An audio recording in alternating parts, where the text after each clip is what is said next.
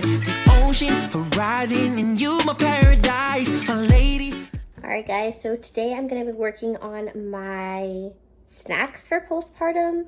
The first recipe I'm going to be working on is my famous white chocolate mac nut cookies. The only adaptation I'm really going to do is add rolled oats to it, maybe some flaxseed as well. We'll have to see. But I'm going to do that as one of my snacks. I think, what else do I have? And then smoothie packs. So I might be able to do some smoothie packs today too, so we'll see. So this is my cookbook. It's actually a Happy Planner cookbook. I got this a while back. But I love it because it says cooking with love provides foods for the soul. My handwriting used to be terrible. Mima is my great-grandmother, God rest her soul. But this is the recipe that I'm going to use. Every time I make these, they're gone in 60 seconds. Everybody loves them. So I'm just going to make a lactation version of them. And then roll them into balls and then freeze it. So this is my baking area, I guess you could say. There's extra flour up there. I also have this thing of flour here. I always have flour on hand because I love to bake. It's my favorite over cooking. I love cooking too, but I like baking more. But I need mac nuts for this recipe. More mac nuts. White chocolate chips. Let me just grab everything down from here. It's kind of disorganized, but it's fine. Here's already an open bag. Perfect. As you can see, I make a lot of white chocolate chip macadamia nut cookies. So I always have mac nuts and white chocolate chips on hand. I'm just prepping all my ingredients right now. Oops, I almost lost a mac nut.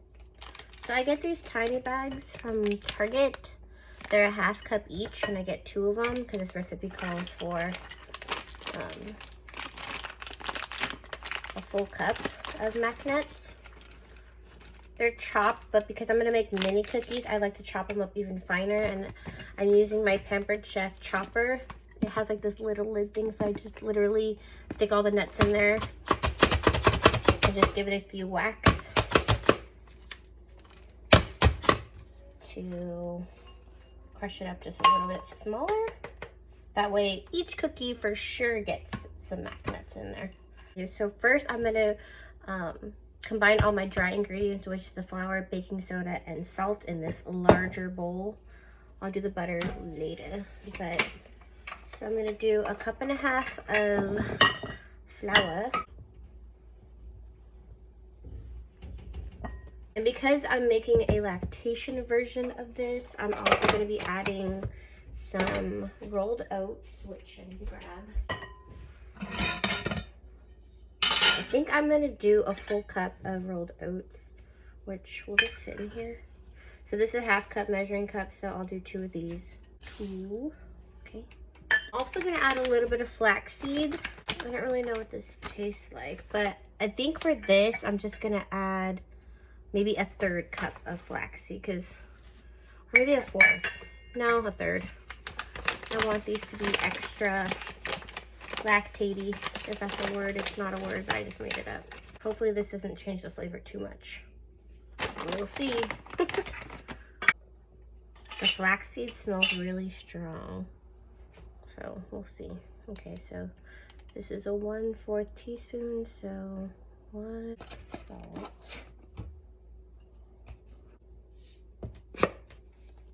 Mix it up.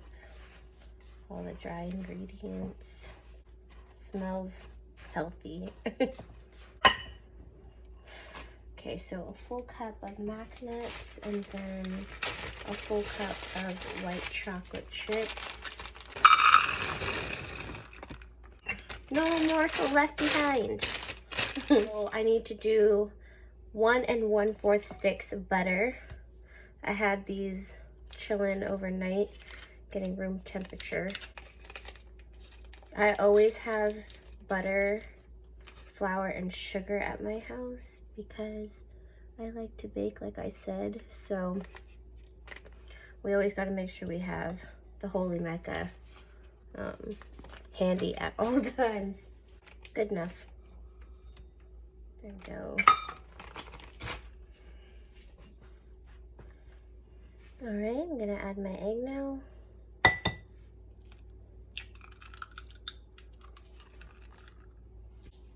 That was a happy chicken. Look how yellow that yolk is. And then 1 teaspoon of vanilla extract.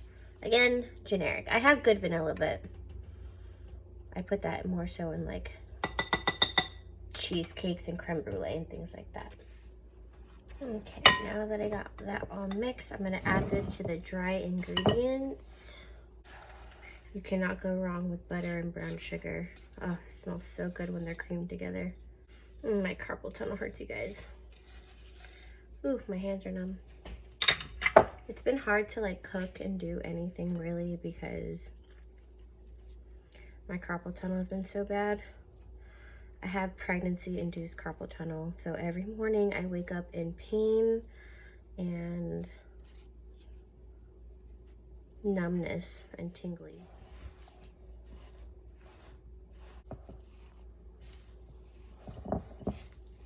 Okay guys, so I rolled all of my lactation cookies and I'm gonna freeze these and then put them in a Ziploc bag. And for my next postpartum snack, I'm building these smoothie packs here.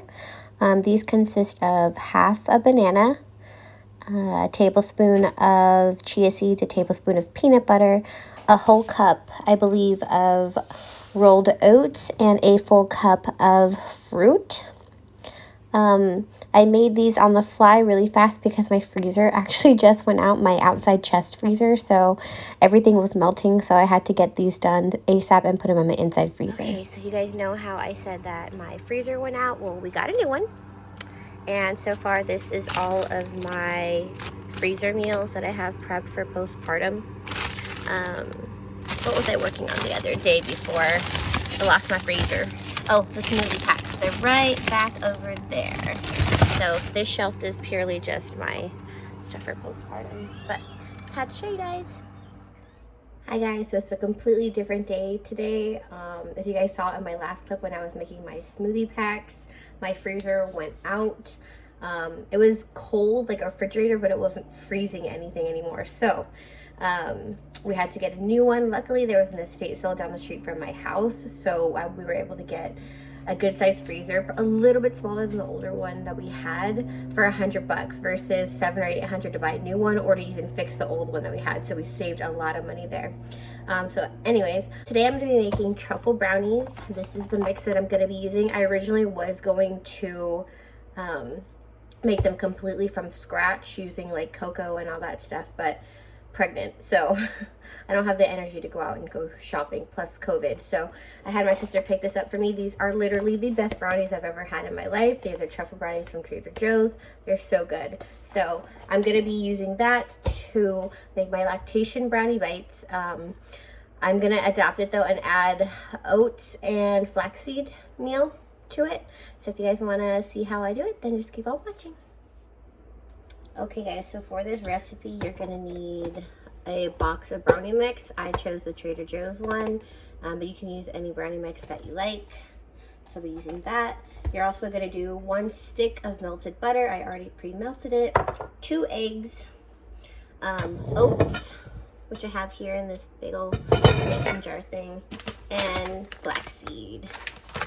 Also, you're gonna need measuring cups, a 1 cup measuring cup, and I think I'm gonna do maybe 1/4 cup of flaxseed.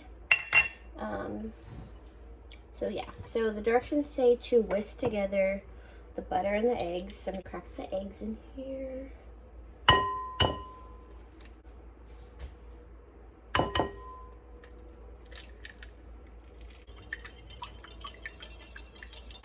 I don't normally like using baking mixes like this, but for ease, and it's hot today and I'm preggy, almost 34 weeks, this is just so much easier. Plus, I know that these brownies are really good. Oh, I made a mess. I didn't realize it. Oops. She's getting big, you guys. And then to this, I'm going to add a cup of oats.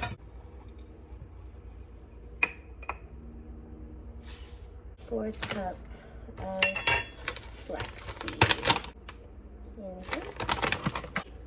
Say a little prayer that these will help my milk supply. Also, oh, I forgot to mention, using a cookie scoop makes it easy too to fill the little muffin tin. I'm gonna make the mini size just so that they're more snack size friendly. I originally was gonna use regular muffin tin, but then I like cute food, so I'm gonna use the smaller ones instead. Plop. This might make more than 24 bites. Which I guess is a good thing. Portion control, you guys.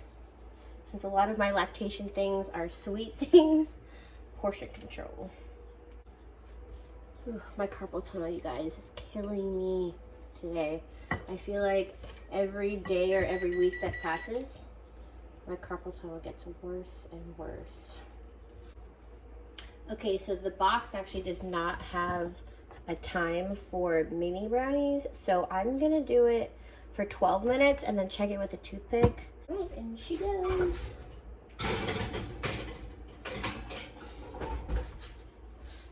And now we wait.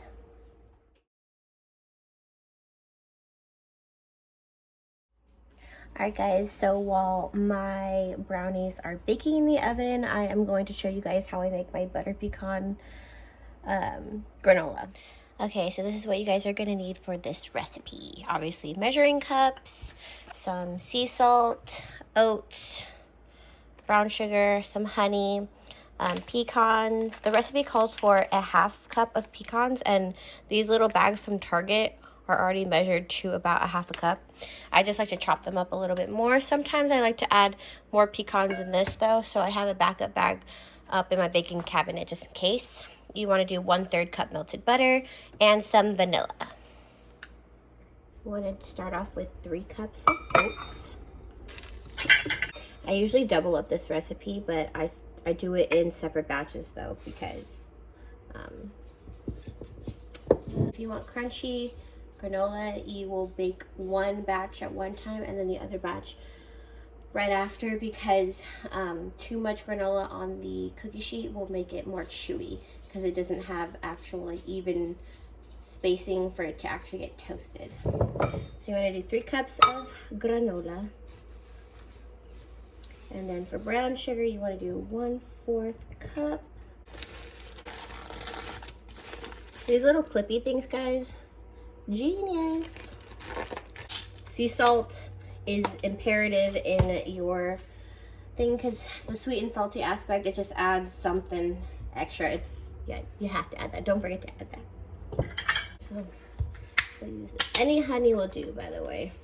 This is just that huge one from Target. I get everything for pretty much Target, Trader Joe's, or Costco. But the convenient thing about Target right now is that they have Target pickup. So I'm utilizing that to the fullest extent because I do not leave the house anymore due to COVID.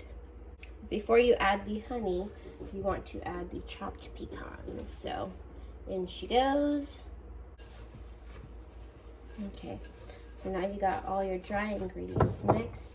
You want to take your 1/3 cup butter and add vanilla directly into here and then mix it first. 3, 4. Mixture to the granola. It smells so good, you guys. And now you can add your honey.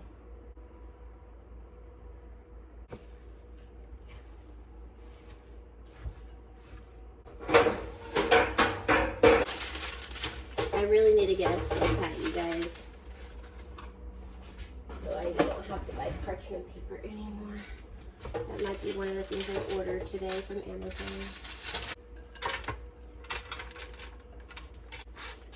spread this out thinly into one layer. And the trick to getting granola that's super crunchy and not chewy is to, halfway through baking, is to mix it up so that way everything gets evenly toasted and roasted in there. And also to let it completely cool before you put it into whatever storage vessel you're going to be using.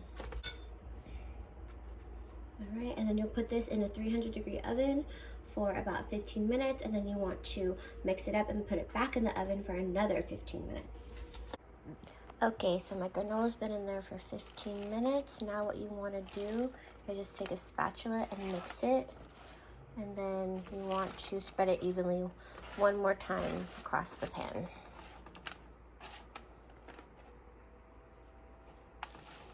Okay, so after you do the second round of baking, you want to leave it. Do not touch it. Let it cool completely before you touch it and put it into a container to store it. My granola completely cooled, and I put it in a airtight container. This is to say, I think Oxo-Pop. Yeah, Oxo-Pop. And this will keep in here for quite a while without getting stale. Probably like, I don't know, a good month or so. But yeah, so good. Oh, a spoonful of sugar, let medicine go down. Who drank all my juice? I guess I did.